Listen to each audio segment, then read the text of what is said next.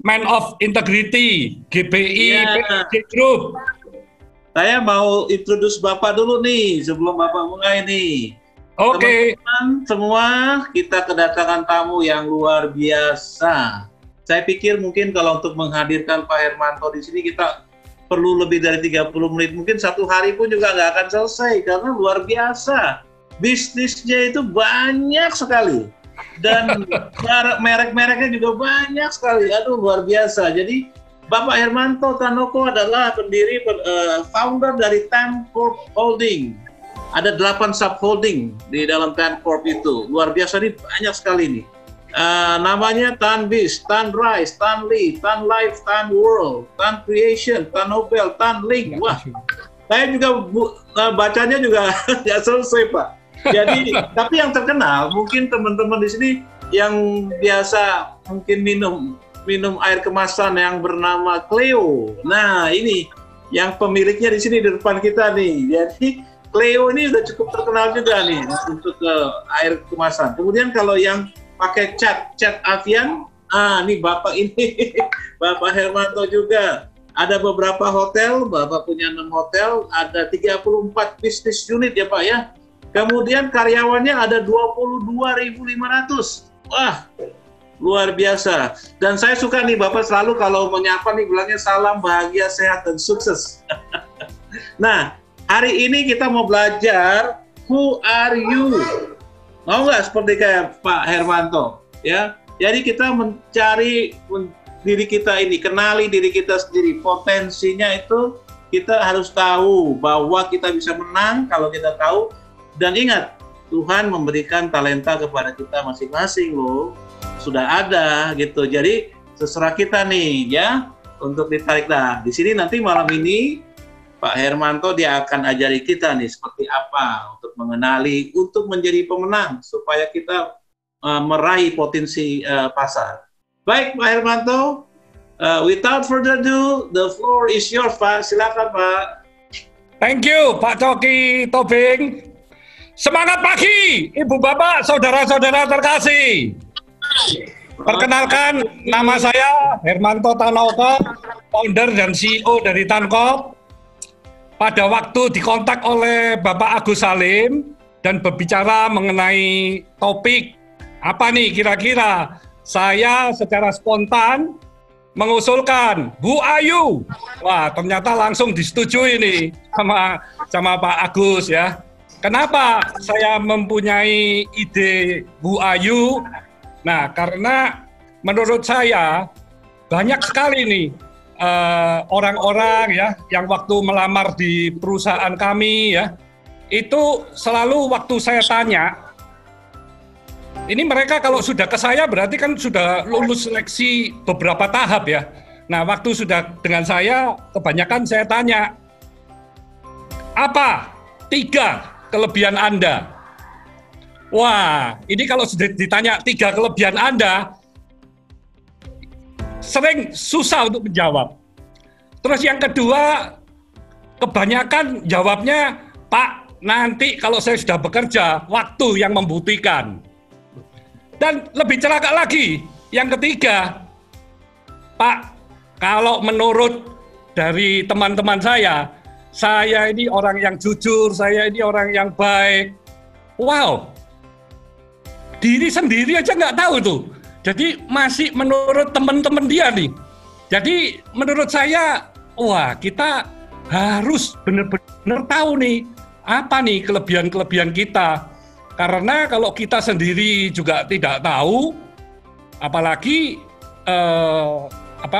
gimana kita caranya bisa meningkatkan kita punya kelebihan-kelebihan itu sehingga kita bisa menjadi expert dan kita menjadi manusia yang berguna. Jadi di situ kira-kira judul itu keluarnya dari sana. Nah, kalau saya bertanya tentang sebutkan nih apa you punya kelemahan. Waduh, itu lebih susah lagi tuh jawabnya. Ngomong kelebihan susah, kelemahan juga susah. Karena kemungkinan kalau mereka menjawabnya, wah kalau saya ini kelemahan saya malas, saya jawab malas nggak diterima nih. Ya kan? Kalau saya kelemahannya tidak fokus juga bisa nggak diterima. Jadi hal-hal begitu itu yang harus kita ketahui. Dan kalau kita mempunyai kelemahan, misalnya nih, kalau saya ini kelemahannya, saya ini suka gelisah. Tapi gelisah kalau targetnya itu tidak bisa mencapai 40-50% atau bahkan ratusan persen, itu gelisah saya. Jadi saya punya kelemahan tapi saya tutup lagi nih. Kenapa nih gelisahnya? Dan saya ini juga orang yang sangat agresif. Berarti agak sembrono nih. Saya kelemahannya karena sembrono, saya kalau beli perusahaan, saya beli lahan, mau ratusan miliar, puluhan miliar, saya ketemu sekali, dua kali langsung saya deal tanpa saya melihat lokasi. Istri saya sampai bingung-bingung, kamu ini nggak lihat lokasi, nggak lihat apa, udah ditutup. Beli perusahaan juga perusahaan apa nggak tahu, udah ditutup. Gimana? Nah, ini saya ngomong, saya memang sembrono, tapi saya punya insting yang keenam. Buktinya hampir 90% apa yang saya beli semuanya bisa menjadi perusahaan atau menjadi satu aset yang sukses. Nah, kembali nih, jadi saya mau sharing tentang ada 3 tipe dari karyawan atau tipe dari pengusaha. Nah, tipe yang pertama ini adalah yang profit oriented. Jenis pengusaha atau karyawan ini selalu perhitungan sekali. Mereka selalu mengukur segala sesuatunya itu hanya berdasarkan untung rugi. Jadi biasanya tipe orang seperti ini hanya bekerja berdasarkan apa yang didapatkan. Sehingga susah sekali untuk diajak bekerja dengan extra mile. Ya, itu tipe yang pertama. Tipe yang kedua adalah yang passion oriented. Nah, kita semua seperti yang tadi Pak Coki sudah ceritakan, diciptakan oleh Tuhan ini masing-masing dengan talenta yang sangat istimewa. Di dunia ini ada 7,7 miliar manusia yang semua talentanya itu berbeda, tidak ada yang sama satu dan lainnya. Nah, jika kita bisa mengembangkan talenta atau keahlian sesuai dengan apa yang kita cintai, maka hasilnya akan pasti luar biasa. Nah, passion itu apa sih? Passion itu adalah perasaan yang sangat kuat berupa antusiasme terhadap suatu kegiatan atau hal-hal tertentu, dan kalau itu kita asah sampai kita menjadi ahlinya, wah itu kita akan menjadi sosok yang luar biasa. Jadi passion itu sekali lagi ini bukan hobi ya, juga bukan mimpi, tapi sesuatu yang kita senangi dan kita bentuk ya. Jadi passion itu yang selalu membuat kita ini bisa termotivasi, membuat kita ini bahagia ketika kita melakukannya. Sehingga kita sangat bergairah dan tidak mengenal waktu, tidak mengenal capek dalam melakukannya. Karena tipe orang kedua ini mempunyai gairah terhadap apa yang dikerjakannya dan mengerjakannya dengan sungguh-sungguh, maka hasil pekerjaannya itu bagus sekali dan kinerjanya juga luar biasa. Ya, biasanya orang tipe kedua ini akan mendapatkan poin nomor 1 yaitu profit secara otomatis, itu akan datang dengan sendirinya. Nah, bagaimana dengan tipe yang ketiga? Tipe yang ketiga adalah yang purpose oriented.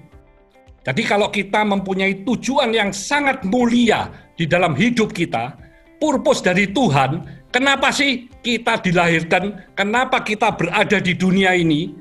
Nah, itu adalah tujuan atau purpose yang memiliki arti mulia, yang berarti kita ini mempunyai tujuan yang sangat jelas atau sangat mulia yang ingin kita lakukan dalam hidup kita ini dan bisa memberikan makna ke banyak orang.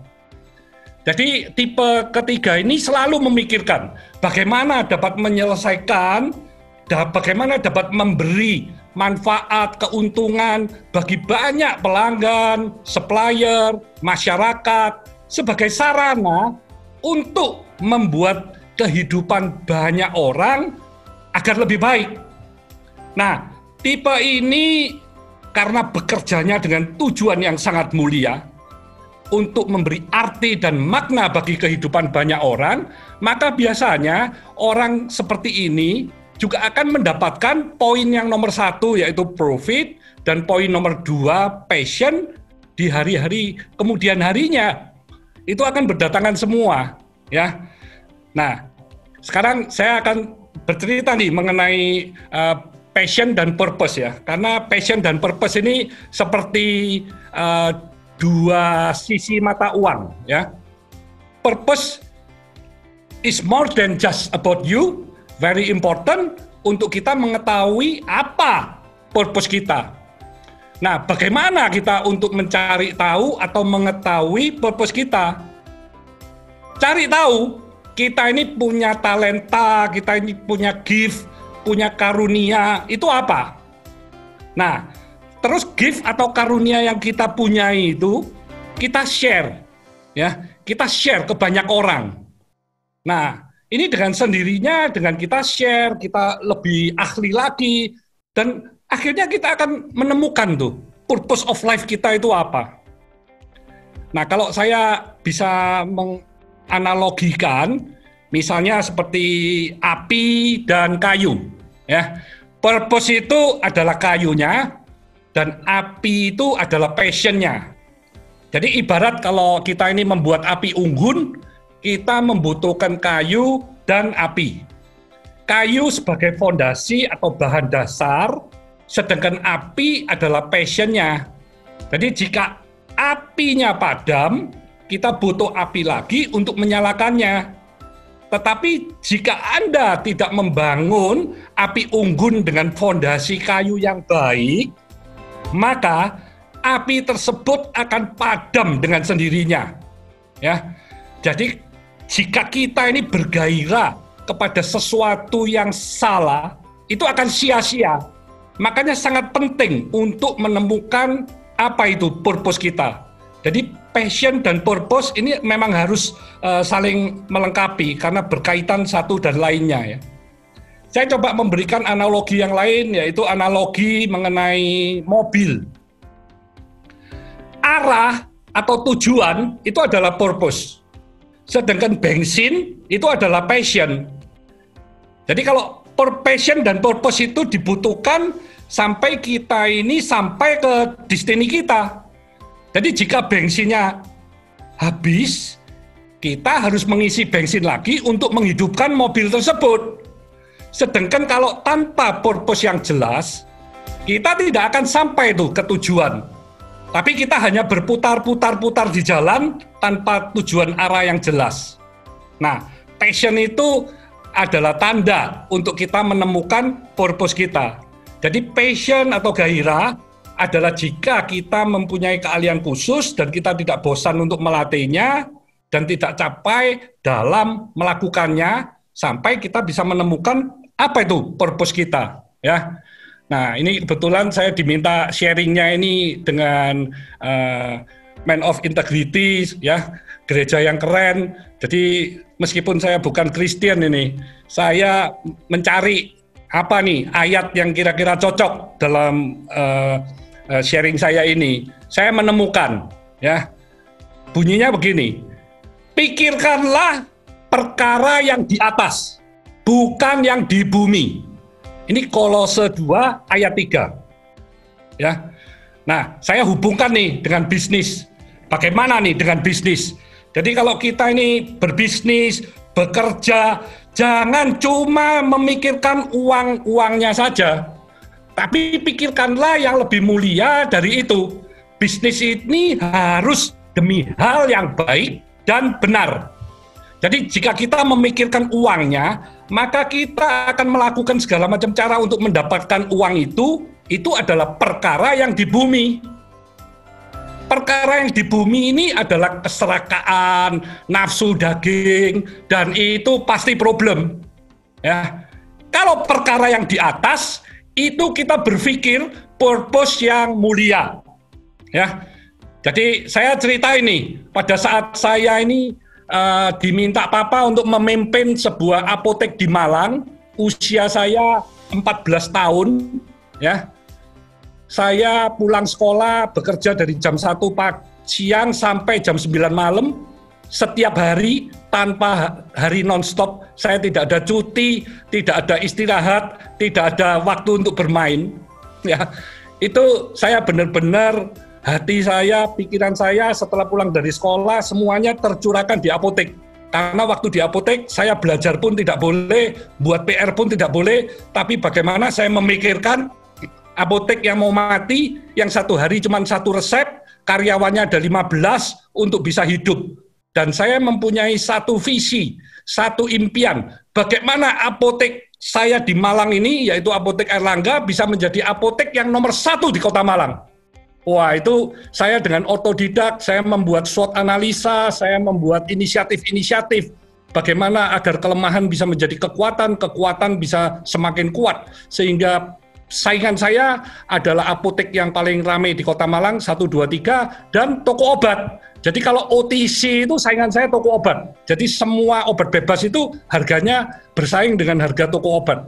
Jadi saya bercerita nih, suatu saat kalau ada pelanggan nih, kalau banyak pelanggan yang hanya mendapatkan resep antibiotik dan hanya bisa membeli setengah resep atau bahkan seperempat resep, itu saya menawarkan kepada pelanggan tersebut obat generik. Ya, bagaimana Bu kalau dengan obat generik komposisi sama? Ini tahun 76 loh ini. Pada waktu itu belum populer tuh obat generik. Tapi saya tahu kalau antibiotik diminum cuma separuh, seperempat itu bahaya sekali. Karena kita punya virus atau bakteri itu bisa kebal dan akhirnya dosisnya harus ditambah gitu ya. Nah, meskipun saya tawarin dengan generik dan dia membeli satu resep itu harganya berkisar antara hanya 20-30% saja sehingga uangnya cukup, itu berarti keuntungan saya di apotek tersebut akan berkurang. Tapi saya melakukannya. Saya tidak berpikir soal uang, soal profit, tetapi saya berpikir yang di atas. Di atas itu apa? Pelanggan saya harus dapat sehat yang murah.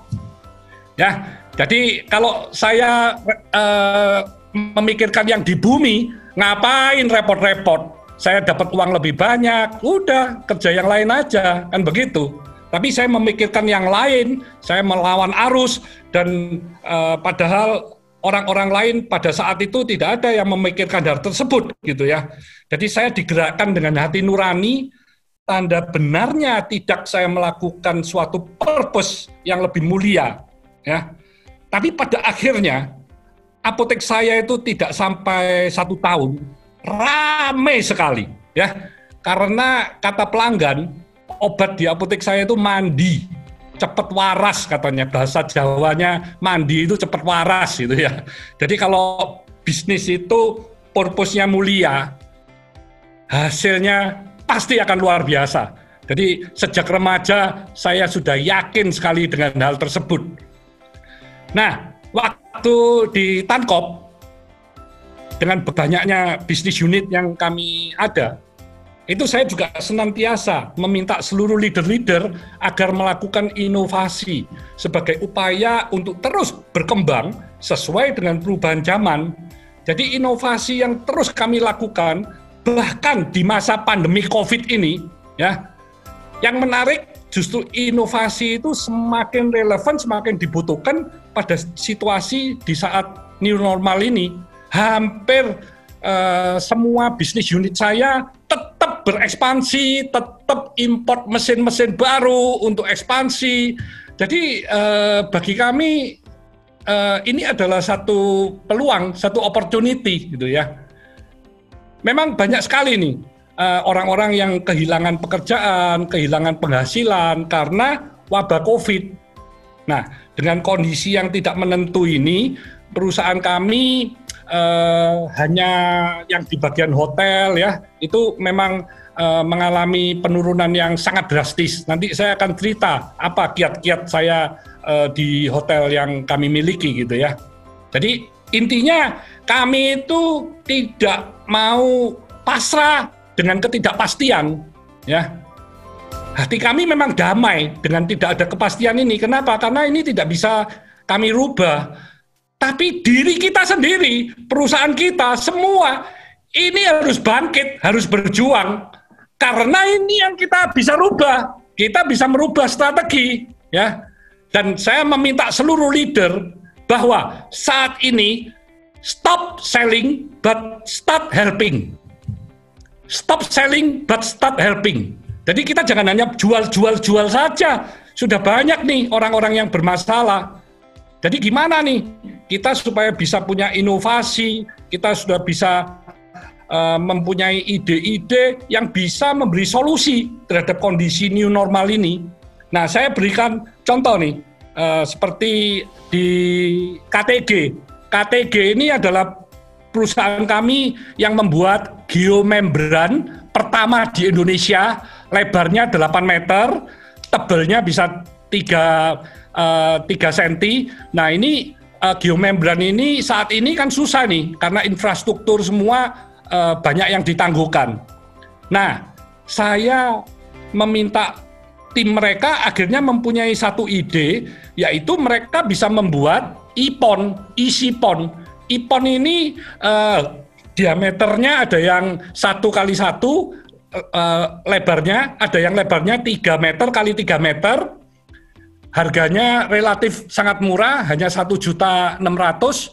Usianya bisa dipakai sampai 15 tahun. Dan kolam IPON ini dengan ukuran 3 meter persegi ini bisa piara ikan lele, ya. Setiap 3 bulan bisa panen 500 kilo ikan lele. Itu kalau dikalikan sekilonya 17.000, bisa mendapatkan uang 8,5 juta. Dengan biaya bibit pakan ternak, kalau misalnya beli dari perusahaan-perusahaan pakan ternak kurang lebih 4 juta, keuntungannya 4,5 juta dalam 3 bulan. Itu cuma 1 kolam. Jadi kalau mau 4 kolam, berarti setiap 3 bulan bisa panen, bisa mendapatkan hasil. Nah, ini yang saya maksud dengan stop selling tapi start helping. Jadi kita beri peluang-peluang ke banyak keluarga untuk bisa beternak ikan lele. Ikannya tidak harus lele, bisa ikan patin, bisa udang, bisa macam-macam, dan itu tidak membutuhkan tempat yang banyak. Nah, kami juga punya perusahaan yang membuat biogas. Biogas ini luar biasa juga, karena biogas ini hanya membutuhkan bahan-bahan dari limbah rumah tangga yang organik. Jadi segala macam sampah organik bisa sebagai bahan bakar untuk diproses di biogas ini, dan bisa mendapatkan gas yang bisa untuk memasak di rumah-rumah tangga dengan biaya hanya sampah dari organik. Ini kan juga luar biasa. Ini bisa mengurangi sampah yang ada, tetapi juga bisa mendapatkan energi gratis. Dan investasinya juga hanya berapa juta saja, tidak mahal, ya. Nah, kalau di bisnis unit Cleo kami, itu kami juga punya Cleo Rumah Sehat. Cleo Rumah Sehat atau CRS ini membuka peluang usaha bagi keluarga-keluarga yang membutuhkan tambahan penghasilan untuk melayani perumahan-perumahan yang mempunyai 100 rumah.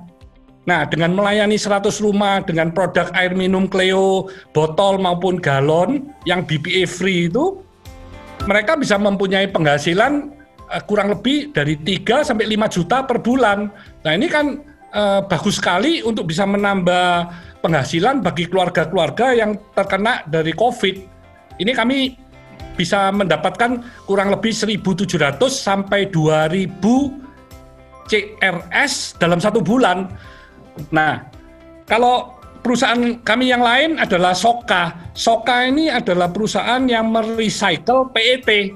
PET ini tidak mudah untuk di-recycle. Karena apa? Karena IV-nya harus tinggi, supaya juga harus food grade, supaya bisa dibuat menjadi botol kembali. Nah, ini kami juga bisa menerima para pemulung-pemulung yang mengumpulkan botol-botol plastik. Selain mengurangi sampah, mengurangi problem pencemaran lingkungan, mereka juga mendapatkan penghasilan tambahan. Sesungguhnya perusahaan seperti Soka ini kalau di luar negeri mendapatkan support dari pemerintah, tapi kami tidak. ini investasi sendiri, meskipun kami investnya lebih kurang 2-30 miliar hanya untuk beli mesinnya saja, karena ini mesin yang sangat mahal dan dari Jerman ya. Nah, kalau fasa hotel, seperti yang tadi saya utarakan, kami ada 6 hotel. Hotel ini yang paling terpuruk, karena akupansinya hanya sisa 10% saja. Padahal karyawannya itu ada 400-500 itu kalau satu hotel fasa itu ya. Jadi bagaimana ini? Nah, saya kumpulin itu seluruh chefnya aja sudah ada puluhan. Bagaimana kita bisa membuat paket-paket makanan Indonesia, makanan Jepang, makanan Chinese, makanan Western dengan paket-paket yang murah. Kira-kira kalau abonemen untuk 3 orang hanya 128.000. Kalau paket satu macam sekali makan hanya 40-50.000, jadi murah sekali. Karena ini dibuat di hotel bintang 5, chefnya chef internasional, ada yang banyak dari Malaysia, ada yang dari Brasil. Semua pembuatan memakai APD, jadi bahan bakunya juga dari supplier hotel bintang 5 yang memang kualitasnya bermutu, tapi dijualnya dengan harga yang sangat ekonomik. Nah, ini untuk supaya mereka ini ada kegiatan, dan di samping itu semua produk ini saya branding. Yang Japanese nanti mereknya Sukagyu. Kalau yang nanti Indonesia ada yang mereknya Indonesia. Jadi ada 5-6 brand yang saya lupa. Nah, merek-merek itu nanti kalau memang sudah dikenal, itu saya akan bisa menjadi resto-resto supaya bisa kami kembangkan di seluruh Indonesia juga. Jadi ada potensi bisnis nih setelah COVID. Di samping itu karena banyaknya karyawan, dari Fasa juga kami pindahkan ke beberapa bisnis unit yang membutuhkan karyawan tambahan. Sehingga beban di hotel ini jadi tidak semakin berat. Ya, itu yang kami lakukan. Dan delivery semua pakai karyawan kami. Jadi pakai sepeda motor mereka, kami gaji mereka. Jadi itu semua yang kami lakukan supaya kami bisa tetap survive dan kami bisa melihat adanya peluang-peluang yang luar biasa. Nah, di Tanres gimana? Tanres sendiri bulan ini groundbreaking Kyo Apartemen. Kyo Apartemen ini kurang lebih 700 unit. Dan ini luar biasa karena pangsa pasarnya ini kepada para mahasiswa, karena dekat dengan Universitas Ubaya, juga kepada para milenial, karena apartemen ini bisa dipakai untuk tempat tinggal, kalau pagi bisa dipakai untuk tempat kerja, karena Soho-nya ini model furniture-nya bisa model Jepang yang gampang sekali dirubah, dalam satu kejap bisa jadi tempat tidur, dalam sekejap bisa jadi ruang kerja. Dan kalau untuk investor bisa beli 2 unit, 3 unit, mereka bisa split, bisa dipakai untuk 8 tempat orang kos, bisa 10 tempat kos, yang mana kalau satu orang kos itu 2,5 juta, mereka bisa mempunyai penghasilan 20 juta sampai 25 juta, itu bisa untuk mencicil apartemen ini. Jadi kami memikirkan gimana nih supaya dia secara cash flow-nya bagus. Di samping Kyo Apartemen, kami juga akan launching satu apartemen Arch 100 pada bulan Agustus ini, yaitu apartemen paling mewah di kota Surabaya. Ya, jadi minimum harga yang paling murah 5 miliar itu. Itu kami akan launching ini. Jadi kami dalam kondisi pandemik ini semua proyek tetap berjalan. Nah, kami juga punya satu produk yang luar biasa, yaitu More Life. More Life ini pesaingnya kemasan dari Amerika, Initial TV, mungkin Anda semua sudah pernah mendengar.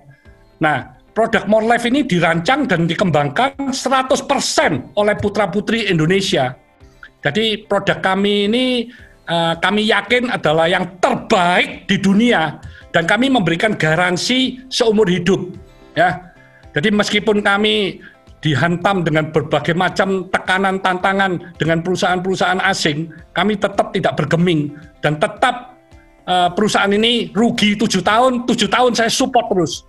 Bahkan kemarin ini kumpul ada satu area di Bengkulu, kumpul 150 entrepreneur, saya nyebutnya membernya itu entrepreneur, dan saya diminta speech ternyata saya ketahui dari 150 itu penghasilan mereka dalam 3 bulan ini naiknya 200 sampai 300%. Jadi sekarang penghasilannya ada yang 10 juta per bulan, ada yang 30 juta per bulan, ada yang 150 juta per bulan. Wah, saya senang sekali. Jadi meskipun saya rugi, perusahaan saya rugi, tapi saya melihat begitu banyak entrepreneur di More Life sampai ratusan ribu, tapi mereka semua untung. Wah, itu saya senang sekali. Itu adalah kegembiraan yang tidak bisa itu kegembiraan yang bisa menutupi segala macam permasalahan yang saya punya lah. Nah, di Avian bagaimana? Avian ini juga tidak mau ketinggalan ini. Avian ini sekarang sudah tahap finishing dan selesai nih bulan depan ini membangun satu gedung Avian Innovation Center. Ini hanya untuk lab R&D. Lab R&D saya invest kurang lebih 100 miliar. Lahan ini 5.000 meter persegi hanya untuk R&D.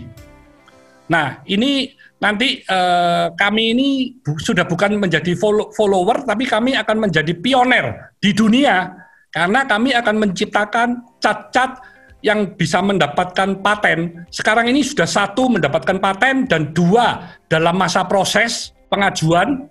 Jadi saya setiap tahun meminta para R&D yang hebat-hebat ini ya di bawah Ibu Angel ini untuk menciptakan banyak produk-produk yang bisa mendapatkan paten, yang bisa menyelesaikan pengecatan di Indonesia, sehingga nantinya Avian ini juga sudah siap untuk menjadi perusahaan cat global. Nah, pada Januari 2020 saya juga masuk di bisnis F&B, yaitu Burgusi. Ya, Burgusi ini setelah kami ambil alih, kami juga memperbaiki dari sisi konsep, dari sisi marketingnya ya. Jadi kami kasih tagline juga number one burger sushi. Jadi ini keren sekali, dari 12 outlet selama kurang lebih 6 bulan ini sudah bertambah saat ini menjadi 20 outlet dan omsetnya naik terus ya. Jadi dalam masa pandemi kami terus berekspansi. Moga-moga di akhir tahun sudah bisa menjadi 50 outlet dan tahun depan sudah harus ratusan outlet. Karena saya sendiri tertantang nih, di Indonesia ini kenapa kita mau makan ayam goreng asing, kita mau makan hamburger asing, kita mau makan pizza juga asing. Mana nih yang Indonesia ini?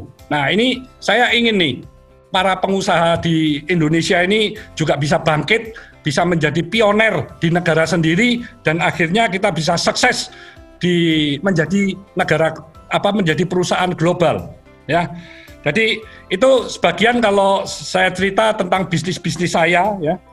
Jadi kalau bisnis yang bisa berkati banyak orang itu jangan yang membuat orang lain rugi ya. Jadi bukan bisnis yang merugikan orang, dan saya itu kalau masuk di sebuah bisnis yang saya yakin saya bisa mengembangkan, itu saya passion sekali dan saya ingin bagaimana nih secara roadmap dari perusahaan ini untuk menjadi nomor 1 di bidangnya ya.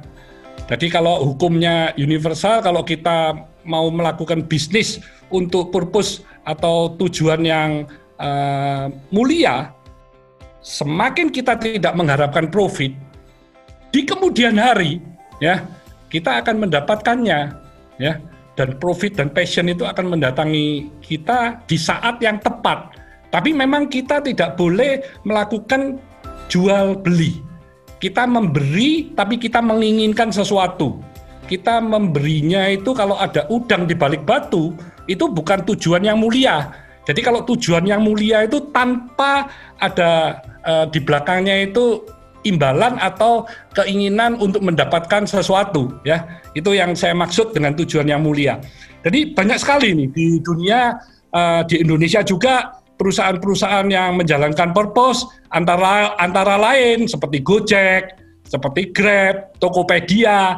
Jadi mereka ini membuat platform, mereka membuat sistem gimana nih supaya di antara seluruh pelanggan maupun customer sama-sama untung, tapi mereka sendiri tidak mengalami keuntungan.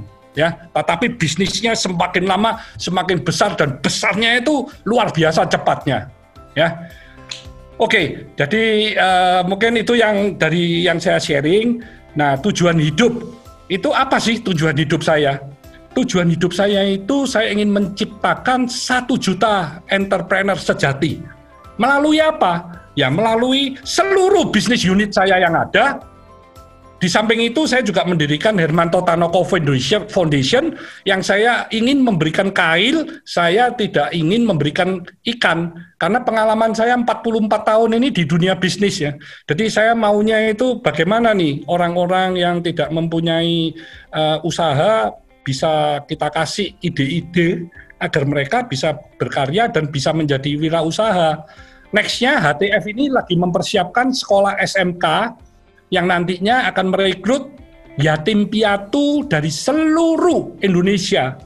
Ini akan menjadi sekolah Bhinneka Tunggal Ika karena dari berbagai macam sara yang kami tidak membeda-bedakannya.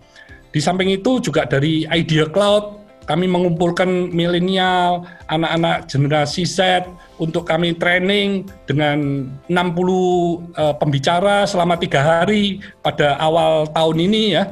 Nah itu nanti juga akan terus berlangsung supaya saya bisa menciptakan 1 juta atau bahkan lebih dari 1 juta ya.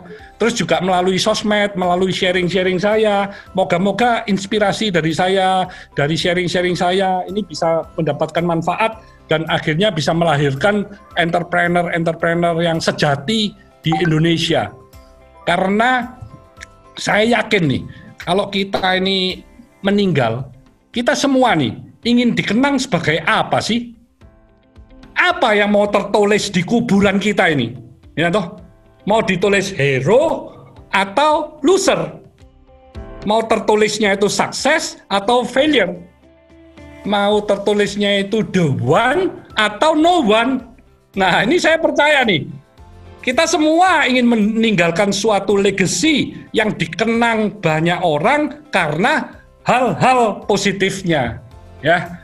Nah ini semoga sharing saya pada malam hari ini bisa mempunyai manfaat ya.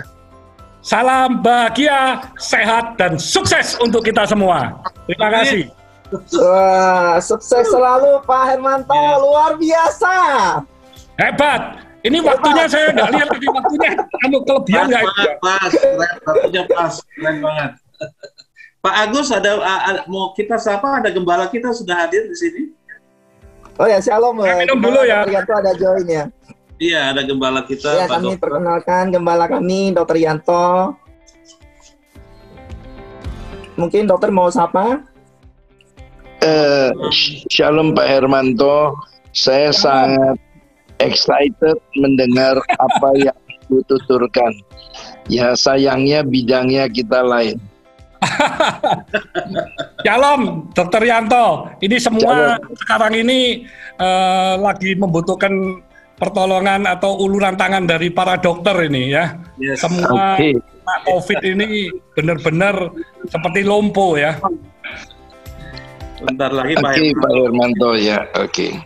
Ya Pak Coki, silakan Pak Coki. Baik, terima kasih. Pak Oke. Dokter. Selamat datang. Pastinya kita hari ini belajar banyak sekali. Teman-teman nanti yang mau Q&A, kita ada masuk sesi kedua Q&A, bisa langsung ke, bagi yang teman-teman statusnya attendee bisa langsung di dalam Zoom ada Q&A, bisa langsung tanya, nanti akan kita bacakan satu persatu. Yang statusnya sebagai panelis tidak bisa Q&A langsung, harus masuk ke nomor WA-nya Pak Coki. Nomor WA-nya berapa Pak Coki? Ini saya juga nyapa nih, ada teman saya, Coach Yohanes G. Pauling. Johannes. Nah, Yohanes, halo. Oh, Coach Yohanes, apa kabar? Ini coach yang luar biasa sekali. Iya. Dia banyak sharing juga, memberikan kami banyak ide-ide yang luar biasa kepada biu-biu saya ya. Juga ada. Hai Pak Hermanto, halo semuanya. Halo. Nah, ini dia nih. Halo, Coach. Saya yang belajar banyak dari Pak Hermanto. Wah, sama-sama Coach. ada Pak Yahya dari CEO Business Forum. Ini juga ketum yang hebat sekali nih. Wow. Salam Pak Yayang. Selamat malam Bapak. Oke, sebelum kita masuk ke Q&A, tadi saya dapat 2 poin yang sangat penting yang saya benar-benar belajar hari ini adalah satu, kalau kita kerja itu, kalau kita tujuannya purpose oriented, apapun yang kita kerjakan tujuannya mulia, pasti hasilnya luar biasa. Mungkin itu mindset yang kita udah mulai harus ubah.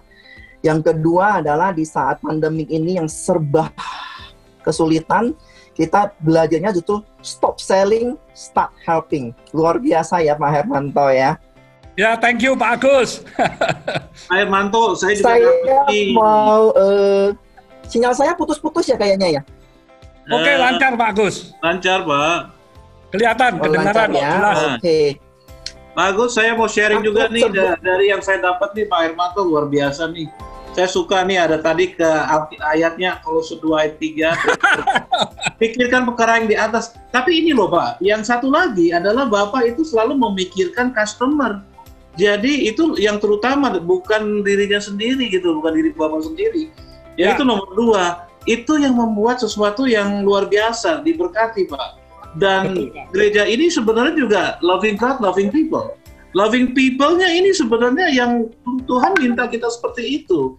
Jadi luar biasa Pak. Jadi hari ini saya belajar 2 yang tadi Pak Agus bilang, pikirkan perkara yang di atas bukan di bumi. Itu kita belajar Pak. Jadi uang bukan segala-galanya Pak ternyata. Ya. Kalau kita memikirkan, kita memperhatikan yang lain, pasti akan diberkati kita usaha-usaha kita. Tapi yang saya sangat ini kepada Bapak, semangatnya ini luar biasa Pak. Semangat dan ide Bapak itu dapat dari mana Pak? Idenya, inovasi, segala macam produk yang Bapak pegang itu berhasil semua. Apakah itu karena mungkin brainstorming dengan para leader-leader ya? Dan saya memang setiap hari mimpi saya ini harus berubah-ubah nih. Jadi kalau lagi bawa botolnya Cleo ya mimpinya Cleo nih. Kalau bawanya Avian, harus Avian gitu ya. Jadi memang benar-benar jiwanya itu harus menjiwai supaya kita bisa mendapatkan apa nih yang bisa menjadi kelebihan atau diferensiasi kita dibandingkan dengan yang lain gitu. Itu yang ide yang apartemen dan hotel saya suka banget tuh. Jadi mereka nggak kehilangan pekerjaan, ya kan? Ada bisnis yang baru dari situ. Dan kalau punya uang, takutnya sekarang ini kan uangnya juga banyak negara di dunia yang mencetak uang, ya, yang meminjam uang dalam jumlah besar, itu pasti terjadi inflasi yang luar biasa, nilai uang itu akan turun dengan drastis. Nah, saatnya untuk berinvestasi properti yang mana nilainya nggak mungkin akan turun, karena tanah di bumi ini kan semakin lama semakin habis, bukan semakin bertambah, tapi manusianya bertambah kan? Iya, betul, sangat betul. Iya, dan yang tadi juga mengenai karyawan di hotel ya, mereka juga ada aktivitas bekerja, ada bisnis baru, ya kan? Itu kan ide yang sangat brilian, Pak. Wah, luar biasa itu. Dan tentunya menyelamatkan mereka juga ya dari ini pekerjaannya ya. Oke, Pak. Oke, kita akan masuk. Saya akan mempunyai quick service resto. Nah, quick service resto ini harapan saya dalam waktu 3 tahun atau 5 tahun ke depan, kami sudah bisa menjadi pemain yang bisa bersaing dengan pemain-pemain global yang ada di Indonesia. Karena saya akan membukanya mungkin 3-5 tahun itu sudah ribuan, sudah bukan puluhan atau ratusan. Saya selalu kalau mimpi itu mau mimpinya yang besar. Saya nggak mau mimpinya kecil-kecil atau tanggung-tanggung. Betul ya? Coach Yohanes benar ya? Kalau mimpi harus yang besar sekali kan? Tapi bagaimana merealisasikannya, itu kami buat strategi-strateginya. Kalau nggak ada pemikiran apa yang harus kita lakukan tadi, ya percuma itu. Mimpi itu akhirnya mimpi di siang hari bolong. Pak, ini bicara investasi, Bapak umur 4 tahun tuh saya jadi teringat tuh. Yang awal pertama kali Bapak dapat angpau, uangnya dipakai untuk investasi. Dari jadi umur 4 tahun, Bapak itu udah belajar sebenarnya mengenai investasi. Ya kan? Jadi memang papa mama saya ini papa mama yang sangat luar biasa.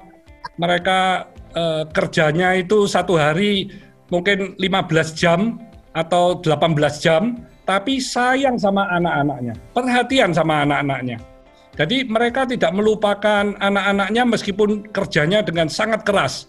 Jadi saya mempunyai filosofi, orang mau sukses, itu jangan dilihat uangnya, jangan dilihat terkenalnya, jangan dilihat punya kekuasaan, tapi you lihat bagaimana keluarganya, ya, bagaimana kesuksesan dalam financial itu yang artinya bukan punya uang sebanyak-banyaknya, tetapi dia tidak tergantung dari hutang atau pinjem sini, pinjem sana, tapi dia sudah bisa mandiri. Itu menurut saya sukses. Sukses di dalam kehidupan, keluarga, dan sukses di dalam keuangan.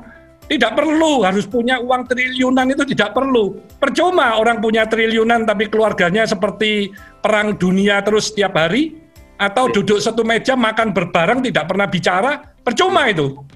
Betul Pak. Sangat betul Pak. Ya. Jadi peranan orang tua, bapak dan ibu, saya kalau perhatiin bapak punya ini kehidupan luar biasa ya, ibu dan bapak itu. Iya, Pak Coki, Pak Hermanto, kita akan break sebentar untuk masuk sesi kedua. Nanti ada sedikit polling. Sebelum masuk, saya ada satu pertanyaan buat Pak Hermanto ini. Nanti pertanyaan ini dijawab di sesi kedua ya Pak Hermanto ya. Ya, silakan. Apa sebenarnya rahasia utama seorang Pak Hermanto nih? Yang bisa sampai hari ini boleh dibilang lahir dari kandang ayam ya Pak ya, saya dengar ya. Jadi Bapak kumpulkan uang itu dari 1 sen demi 1 sen demi 1 sen sampai hari ini menjadi orang banyak yang menyebut Bapak sebagai Crazy Rich Surabayan gitu ya. Terakhir saya baca di Forbes dengan kekayaan 1,3 miliar dolar atau setara dengan 20 triliun rupiah. Saya nggak tahu gimana cara hitung uang itu. Tapi hitungnya susah hitungnya Pak. Tapi saya melihat seorang yang jadi pertanyaan adalah bagaimana Bapak membangun, apa sih sebenarnya rahasia utamanya itu sehingga Bapak membangun itu dari 0, 1 sen demi 1 sen dikumpulkan sampai hari ini. Itu yang pertama. Yang kedua adalah gimana caranya Pak sampai seperti ini kita tetap bisa seperti humble seperti Bapak, bahkan mau masih loh berbagi ilmu dengan semua orang.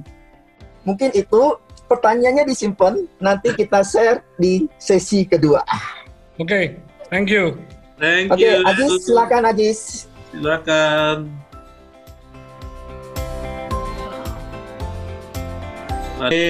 Oke, kita kembali lagi. Silakan Brother Coki. Oke. Kita masuk sekarang ke tanya jawab ya. Nah, ini ada satu, saya tarik dari sini. Pertanyaannya begini, dari saudara Pak Martinus Barus. Bagus sih pertanyaannya nih Pak. Selamat malam Pak Hermanto Tanoko. Mau tanya nih, seperti yang disampaikan Bapak, usaha Bapak sangat diversifikasi. Mulai depo bangunan, Cleo, hotel, geomembrane, dan lain-lain. Bagaimana memilih bahwa diversifikasi akan membuat pertumbuhan? Padahal sering kita dengar bahwa kita harus fokus. Jadi bagaimana batasan-batasan sampai mana kita boleh diversifikasi? Terima kasih. Salam hebat, Martinus Barus.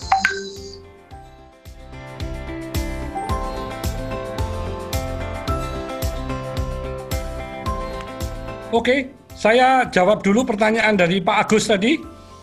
Oke, boleh. Ya. Asik. Silakan Pak. Agus, jadi menurut saya kunci utama supaya kita ini bisa menjadi sosok pengusaha yang sukses, itu kita harus mempunyai integritas. Ini sama man of integrity ini ya. Jadi, reputasi itu adalah nomor 1. Ya. Itu meskipun kami itu dari keluarga yang sangat miskin, pada tahun 62 kena tahun 59 ya kena PP 10, akhirnya terpaksa kami sampai nginepnya itu di emperannya Gunung Kawi Wihara sampai ke rumah mertua. Terus habis itu papa saya kontrak di satu gang yang ukurannya hanya 1,5 kali 9 meter yang bekas dari kandang ayam.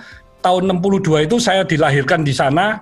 Jadi gang itu papa mama dengan 5 anak itu. Lantainya masih lantai tanah, jadi bukan cor-coran ya. WC-nya kalau mau mandi itu mesti permisi ke tetangga sebelah karena WC yang ada hanya cukup dibuat untuk tempat BAB sama kencing aja.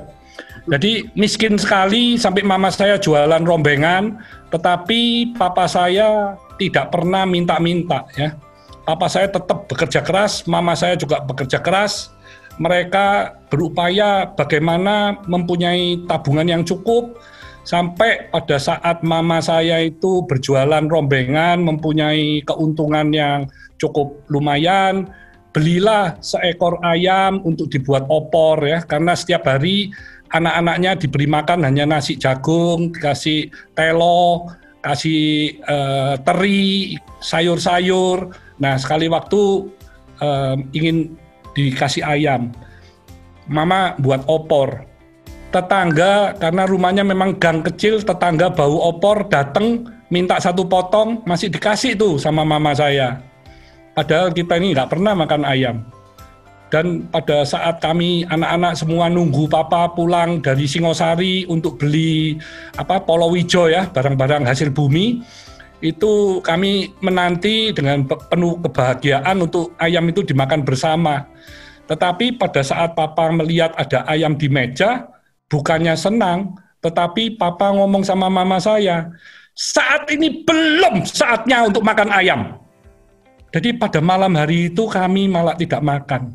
Jadi ayam itu diberikan kepada tetangga, dan itu adalah pelajaran yang tidak mungkin kami lupakan. Ya, itu adalah pelajaran yang sangat pahit yang kami ingat selamanya. Itu hanya salah satu kisah saja, banyak kisah-kisah lain yang sangat menyedihkan, di mana papa tetap menjaga reputasi. Jadi kalau ibu bapak lihat perusahaan Avian dan perusahaan kami yang lainnya, selama krisis apapun, kami tidak pernah bermasalah dengan pihak bank. Tahun 97-98 kami tidak masuk BPPN, terus karena ini kami mesti harus nego hutang. Tidak. Kenapa? Karena kami menjaga reputasi. Reputasi is number one. Jadi kami tidak mau tamak, tidak mau hutang dalam US dollar yang bunganya sangat murah, tetapi begitu ada devaluasi, menyalahkan banyak pihak, lalu minta negosiasi, cuman dibayar 10%, dibayar 5% atau berapa persen. Nah itu kami tidak mau, karena kami menjaga reputasi di atas segalanya. Kami tidak mau tamak. Nah itu yang membuat bisnis kami ini menurut saya mendapat kepercayaan yang luar biasa. Jadi waktu krisis, itu seluruh perusahaan-perusahaan asing itu mengirim barang tanpa LC, dikirim ke perusahaan kami. Nah, itu adalah sesuatu yang menurut saya luar biasa, kami mendapat kepercayaan meskipun bank-bank pada saat itu tidak dipercaya itu. LC bank itu nggak dipercaya, tapi kami dikirim dulu. Tapi kami komitmen, kami ngomong begitu barang datang, dalam waktu satu minggu kami sudah transfer uangnya. Kami tidak mau hutang. Karena US dollar demikian tinggi itu tetap menakutkan kami dan kami tidak mau beresiko. Jadi menurut saya reputasi atau integrity itu is the must ya. Itu sesuatu sehingga opportunity itu datang dengan luar biasanya. Saat ini saya masih dapat banyak sekali penawaran-penawaran perusahaan-perusahaan yang bagus-bagus untuk bisa menjadi partneran dengan saya, karena saya selama 3 tahun ini kan menjadi equity investor atau strategic partner bagi perusahaan-perusahaan yang bisa berkembang, yang kami juga bisa mengembangkan perusahaan tersebut double digit, sehingga perusahaan tersebut akan menjadi perusahaan TBK dan next-nya bisa menjadi perusahaan global. Jadi itu yang poin nomor 1 Pak Agus ya. Iya Pak. Kira-kira cukup menjawab ya Pak. Yang kedua tadi. Menjawab. Yang kedua tadi apa Pak? Maaf saya belum sempat nyatet itu. Ya, saya ulang lagi ini Pak Martinus Barus ya. Jadi dia menanyakan mengenai tadi maaf pertanyaan Pak Agus tadi kan ada 2 ya. Oh Pak Agus ada 2 ya. Oke silakan Pak Agus. Yang kedua apa ya? Yang kedua itu tadi kan yang pertama adalah pertanyaannya apa rahasia seorang Pak Hermanto ya dari 0 sampai sekarang. Yang kedua adalah dengan kekayaan seperti hari ini sebenarnya udah bisa santai-santai, semuanya anak buah yang jalan, semua sistem udah bisa jalan. Tapi seorang Pak Hermanto masih mau sharing, berbagi ke begitu banyak entrepreneur muda, bahkan yang dari 0 pun juga saya lihat Bapak rajin banget nih, bersedia berbagi. Itu rahasianya apa, Pak? Ya, karena saya ini masih ingin terus belajar ini. Saya sama Coach Yohanes juga saya simak itu. Mau ngomongnya 3 jam juga saya dengerin itu. Saya akan mendapatkan ilmu baru. Saya dengan Denny Santoso kan pernah bicara juga di MOI. Itu juga akhirnya menjadi teman saya. Jadi anak muda-muda yang sudah layak menjadi anak saya semua menjadi teman. Dan itu menjadi saya ini juga sedikit banyak mengerti kan dunia digital itu bagaimana. Karena mereka sharing dengan saya itu tanpa pamrih, luar biasa. Denny itu mengajari seluruh tim saya itu tanpa pamrih. Jadi saya juga kadang heran sama Denny Santoso. Dan kamu kalau ada ini kesulitan, ada bisnis, ada apa, ayo kita sama-sama kita kembangin. Saya sungkan gitu ya. Luar biasa sekali effort yang dia keluarkan. Dia ngomong no problem Pak Hermanto, no problem. Dia ngomong gitu. Jadi memang saya senang sekali dengan kita terus mau belajar ya. Saya bisa memberi banyak manfaat, saya juga senang kalau memang hal itu bisa berguna. Jadi bagi saya nggak ada yang patut untuk kita banggakan ya. Semua ini adalah titipan dari Tuhan ya. Apa itu kekayaan, apa itu kepintaran, apapun itu bukan sesuatu yang menurut saya itu harus diagung-agungkan gitu kok enggak ya. Jadi saya ini usia 14 tahun masih belum bisa membeli emas, tapi usia 15 tahun apotek saya itu setiap berapa bulan saya selalu beli emas mulai dari 100 gram, 200 gram, lama-lama saya tukar dengan satu batang yang 1 kilo. Sebelum saya kasihkan papa saya buat tidur gitu.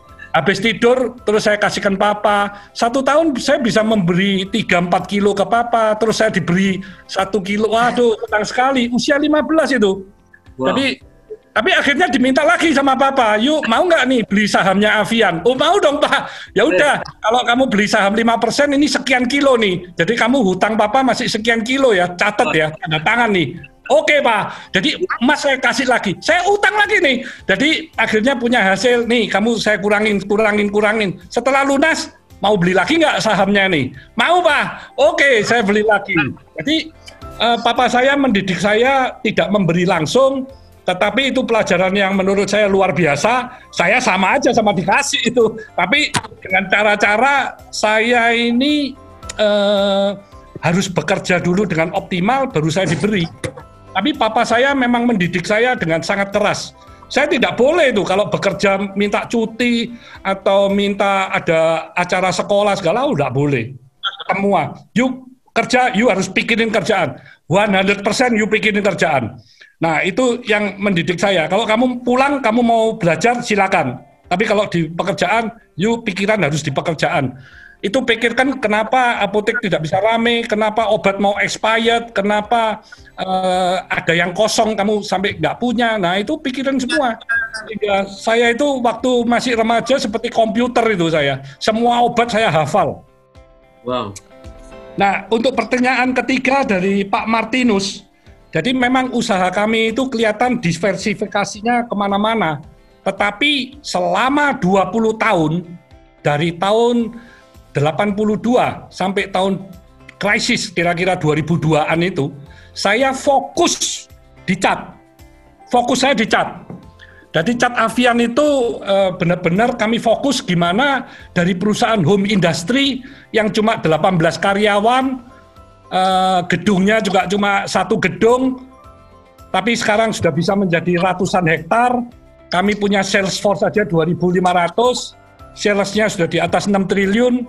Jadi kami benar-benar fokus di Avian dulu. Jadi bukan kemana-mana dulu. Nah dari Avian kami diversifikasi ke banyak bidang yang juga sehubungan sesungguhnya. Misalnya waktu di Avian itu ekspansi, kami sering beli tanah. Akhirnya banyak beli tanah-tanah. Terus kami punya bisnis properti. Terus kami masuk ke bisnis F&B.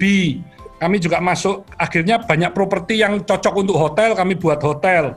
Tapi semuanya itu masing-masing bisnis unit harus ada satu leader yang mempunyai roh di bisnis tersebut. Kalau saya kan taunya hanya secara garis besarnya saja, bukan secara detail, bukan secara operasional. Tapi saya tahu hal-hal yang penting-penting, yang strategis, karena saya tiap bulan meeting, setiap bulan saya ikutin itu. Action yang sudah mereka janjikan, achievement itu tercapai nggak? Kalau nggak tercapai, mereka harus membuat strategi apa lagi untuk bisa mencapai. Tidak mencapai karena banyak faktor kan, ada faktor dari eksternal seperti saat ini kalau pandemi, kalau ada kompetitor yang baru yang lebih agresif, apa yang mesti kami lakukan? Itu semua kami bahas dalam waktu yang relatif singkat, diputuskan dan akhirnya kami berubah, beradaptasi untuk mendapatkan peluang yang ada. Jadi batasan dari yang ada saat ini kami kan mempunyai 8 subholding.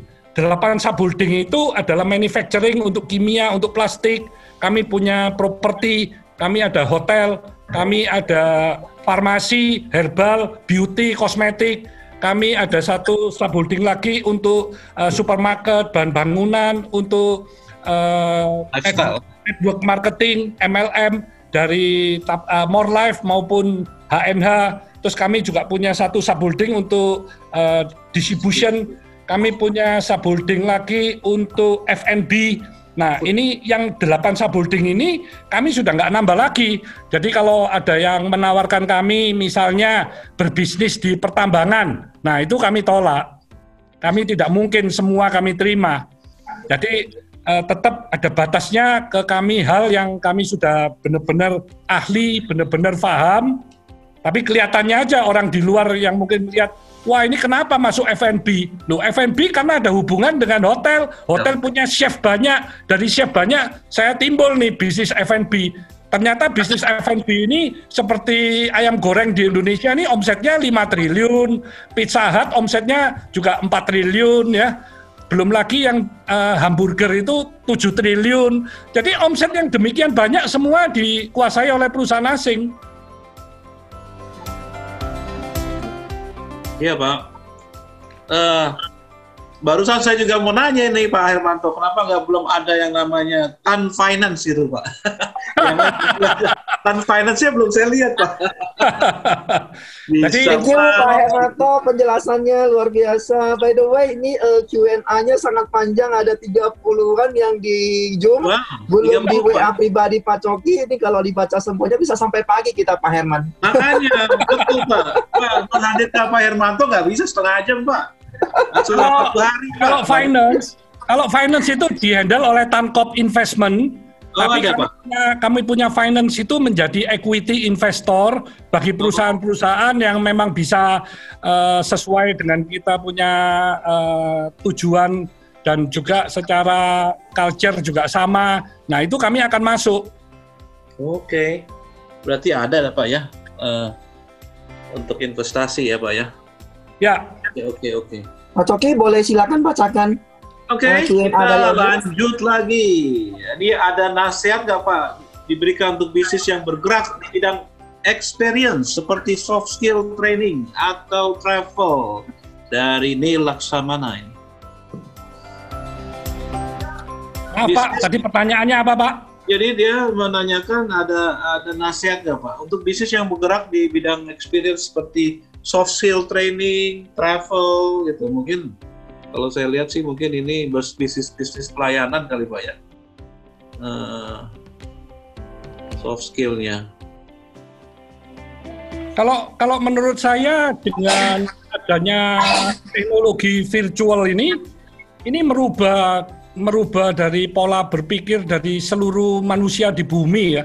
Jadi kalau training melalui virtual ini very efektif. Karena kita bisa mengumpulkan orang bukan hanya di wilayah tertentu, tapi di seluruh Indonesia, bahkan di dunia, bisa kumpul dalam waktu relatif singkat, kita bisa ke sesi yang lain lagi, kita bisa sesi yang lain lagi.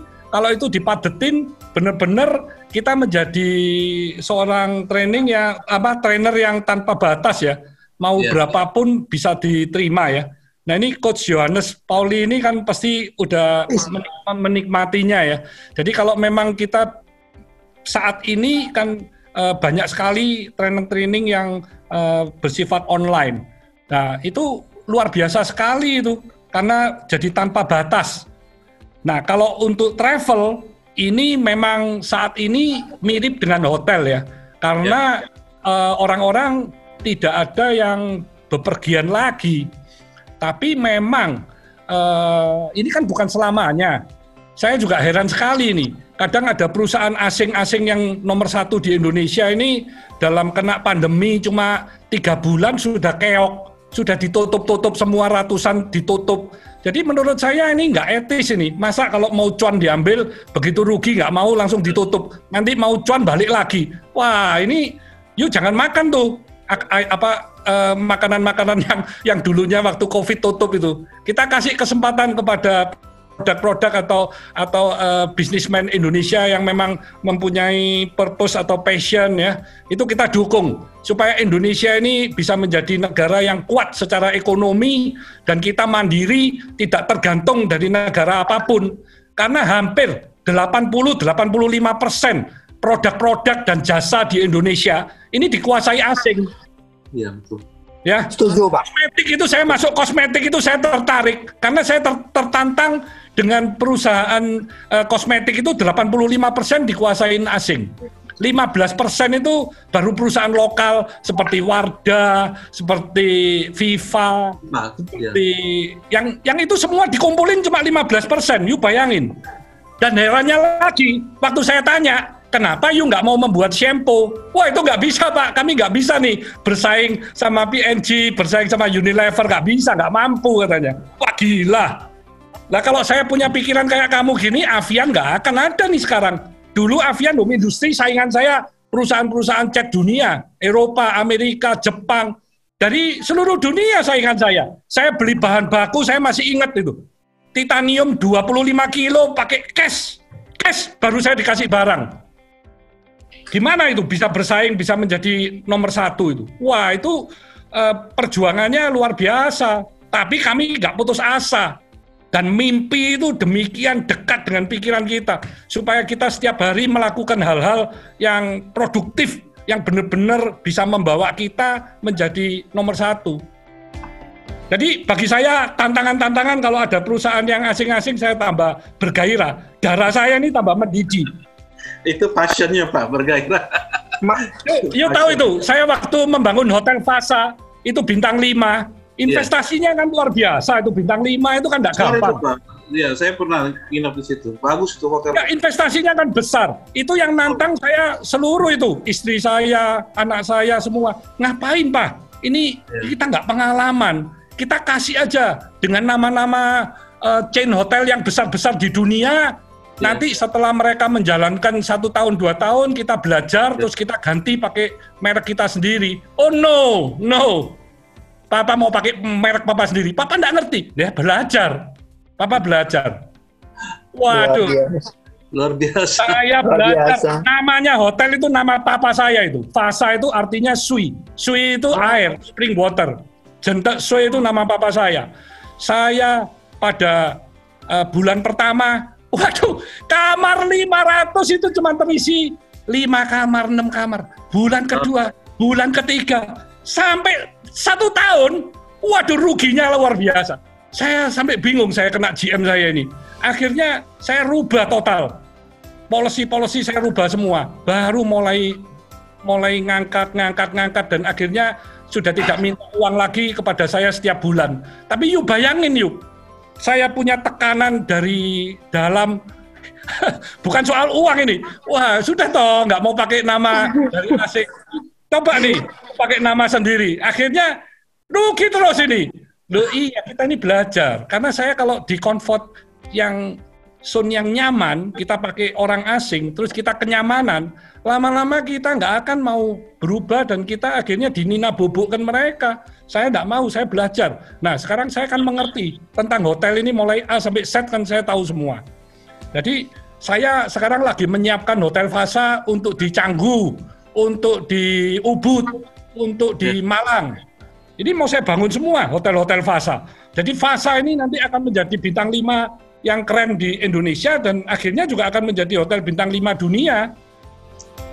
Kayaknya Pak Tanoko harus masuk kementerian juga nih Pak, bangunkan Indonesia ini. Wah, saya kalau ke politik Pak, ini tanya dulu nih Pak, gosip atau gosip nih Pak? Ini gosip atau gosip nih? Ke politik. Ini gosip atau gosip nih Pak? Ada yang bilang hotel bintang 5 yang Bapak bangun 1,6 T nggak pakai uang Bang Pak. Enggak, itu hotel itu kan ada office towernya juga, Fossa ya. Nah, Fossa itu luasnya 60.000 meter persegi. Itu adalah office tower grade A yang pertama di Surabaya. Itu keren itu office-nya itu. Nanti kalau Bapak-bapak ke Surabaya harus mampir. Kantor Bapak di situ kan, Pak? Kantor Bapak. Iya, jadi kalau keseluruhan itu tanahnya kan 1 hektar. Nah, bangunnya kan juga ya tinggi, banyak sekali lah, bangunnya juga banyak sekali. Jadi kalau ditotal semua ya memang investasi saya cukup besar. Nah, kalau itu hutang bank ya matilah sekarang.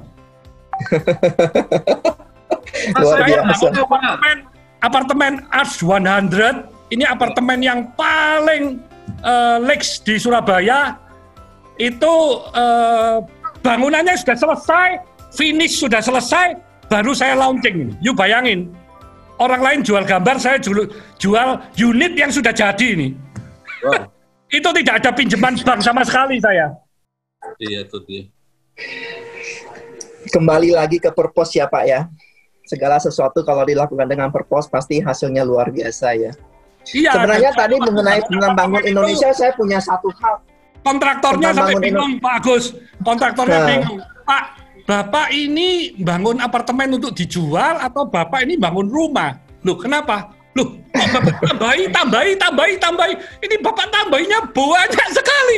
Masa nambah home theater lagi? Terus home theater kekecilan Bapak pindah jadi gede, jadi model theater. Loh, saya ngomong saya mau yang terbaik. Loh iya, kayak Bapak ini bangun rumah Pak, ini Bapak jual nggak? Loh ya saya jual, wong ini apartemen, masa 160, saya punya anak juga nggak segitu banyak. Makanya Bapak dalam berbisnis selalu memikirkan customer-nya dulu. Itu iya. Fasilitinya banyak sekali itu. Fasilitinya luar biasa, seperti bintang 5, dan ini single building loh ya. Karena kalau saingan saya ini kan ada di mall-mall, itu kalau saya ngomong, kalau di atas mall, itu tanahnya itu mereka gratis itu. Karena mereka sudah bangun mall, bangun parkir semua. Jadi secara strata title, hak kamu itu kecil sekali.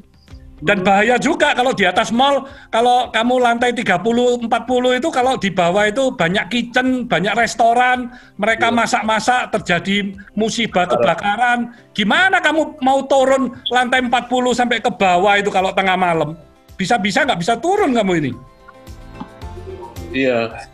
Pak, bisa sedikit Pak ceritakan pengalaman Bapak, pasti kan Bapak ada ups and down-nya, kegagalan atau masuk dalam krisis keuangan atau apa, bagaimana cara Bapak itu balik lagi, kembali lagi gitu Pak? Udah ya, tadi terputus. Jadi saya waktu tahun 88 itu dengan papa saya, dengan kakak saya, waktu itu pihak bank kan terus secara gencar memberikan kami fasilitas untuk berekspansi. Nah, pada tahun 88 itu kami berekspansi itu kemana-mana itu. Jadi kami ekspansi ke kayu, kami ekspansi ke disket itu beli perusahaan dari Singapura, kami ekspansi ke resin bahan kimianya cat, kami ekspansi ke pabrik kulit. Nah itu semua akhirnya kami tutup satu persatu karena mengalami kerugian yang cukup besar dan kami fokus kembali ke cat. Nah itu adalah pelajaran kami yang berharga. Kalau diversifikasi itu jangan ke bidang-bidang yang kita tidak menguasai. Iya. Dan itu sudah tidak kami ulang lagi gitu. Iya. Jadi fokus Pak ya. Harus fokus. Ya. Fokus. Paling mungkin bisnisnya ya cabangnya yang masih related lah gitu Pak ya. Oh kalau cabang unlimited ya. Jadi perusahaan kami ini kalau sudah bisa menjadi yang nomor 1, berarti the next challenge itu apa? Ya kami ingin menjadi salah satu perusahaan yang masuk di top 10 perusahaan-perusahaan di Indonesia misalnya. Nah itu perusahaannya sudah bergeraknya di bidangnya macam-macam sudah, karena kami sudah bukan compete dengan perusahaan sejenis sudah kan. Iya. Oke Pak Coki, izin saya ada satu pertanyaan di grup yang menurut saya mungkin bisa menjawab ya Pak Hermanto ya. Dari Yanto Pusung, mohon advice Pak Hermanto soal pendapat semester kedua tahun 2020 ini, keadaan ekonomi semakin terpuruk. Status saya sebagai pegawai swasta bergelut pembiayaan microfinancing. Apakah baiknya bertahan selama mungkin selagi perusahaan masih terus berjalan, atau saatnya untuk bailout dan mencoba memulai usaha sendiri? Nah, ini pertanyaan kayaknya mewakili banyak entrepreneur nih. Gimana Pak? Mohon arahannya. Ya kalau Pilihan, dari sisi perusahaannya atau dari sisi pribadi dari karyawannya ini ya? Pribadinya Pak, karyawannya. Kalau karyawannya, apakah dia sebaiknya tetap bertahan di sana atau sebaiknya ini mungkin apakah ini waktunya dia untuk menjadi entrepreneur gitu? Iya. Itu adalah tergantung dari masing-masing orang ya. Yang pertama, kalau dia masih bertahan di perusahaan tersebut, apa dia bisa memberi kontribusi positif, bisa memberikan ide-ide cemerlang kepada perusahaan tersebut, supaya perusahaan tersebut bisa tetap survive dan malah bangkit. Ya, kalau perusahaan saat ini banyak sekali yang bermasalah, tetapi apa strategi yang mereka buat untuk menghadapi COVID ini, itu yang penting kan. Ya, kalau dari pribadi masing-masing dia masih bisa memberi kontribusi, ya seharusnya dia tetap di perusahaan tersebut membebani. Terus dia juga ingin untuk bisa memulai usaha sendiri, dia mempunyai skill yang juga bisa start the own business, ya itu silakan. Kalau saat ini saya banyak sekali memberi kesempatan peluang-peluang bisnis, terutama di bidang network marketing.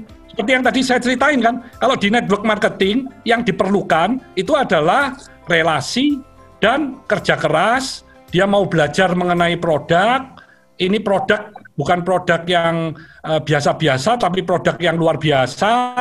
Kalau dia bisa terus mengembangkan bisnis itu nggak terbatas. Saya bahkan punya satu member di More Life yang penghasilannya pernah mencapai 400-500 juta per bulan. Wow.